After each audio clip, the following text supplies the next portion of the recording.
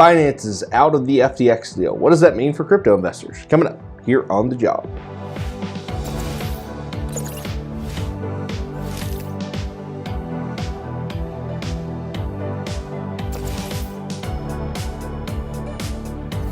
Hi folks, Alex Klingelhoeffer here, Exencial Wealth Advisors. It is 8:16 here in the middle part of the country on Thursday. It is November 10th, 2022. Here's your morning jog.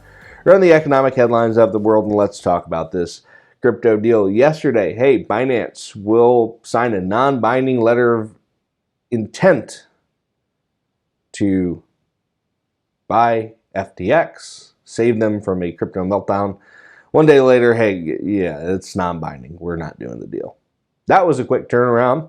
Those books must have been ugly. Sam Blankenfein, chief guy over at FTX, says, hey, we're going to need about $8 billion to close this gap. We're going to do a funding round. Guess what? It is not 2021. It is not 2020 anymore. Finding $8 billion to stick into a failing crypto exchange is going to be tough, Pardsy. Very tough. Good luck. And this is why for a couple of years, I've been saying, hey, listen, if you want to dabble in crypto, fine. Go ahead and put whatever you would put in a casino. It is a speculative asset, not something to base a financial plan around. And that's coming home to roost. That's where we are. Consumer prices.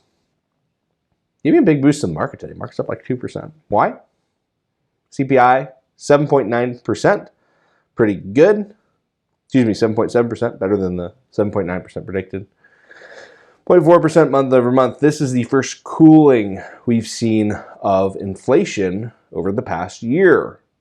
What does that mean? That means the Fed will start to look at rate rises and not doing them as fast, right? We had a couple of 75 basis point increases, probably another one coming here in December, but then in 2023, we're seeing that roll off. Let's go down to 50 basis points. Let's go down to 25 and eventually reach a terminal rate where inflation is in check. Of course, the Federal Reserve does not have the magic wand to tamper down inflation. They have a hammer that kind of works to basically crush housing demand and therefore send supply and demand shocks throughout the economy that hopefully will kick inflation back into a more reasonable level.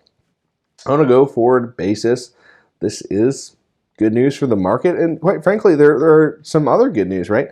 We have some discounts on electronics. They're down about 13% year over year per Adobe. That's the biggest change since 2014. And, you know, overall spending is about in line with the last couple of years. Remember, 2020, 2021, Christmas was a big deal. Folks were still locked in, and they had a lot of spending to do on goods. That spending has now transferred over to services in 2022, travel, that sort of thing. Folks are getting back out. But if we still see the same amount of purchases or something similar in the Christmas season, well, guess what? That means companies are still going to make pretty good money. And that means that we're not all doomed to a huge economic recession in 2023 and 2024, as many folks have predicted. That's all good news for the market. And with inflation coming off, with the Fed possibly easing, I could see room for a Santa Claus rally here. Keep in mind, stocks are starting to get fairly reasonably valued, and companies have all the incentives in the world to buy back stock before Jan 1, and a 1% buyback tax goes into effect. Just keep an eye out and look at the data. If you want some additional info throughout the week, feel free to find me on the internet. I'm out there. Till then, you and your family, hope you have a really good rest of your Thursday. I'm out.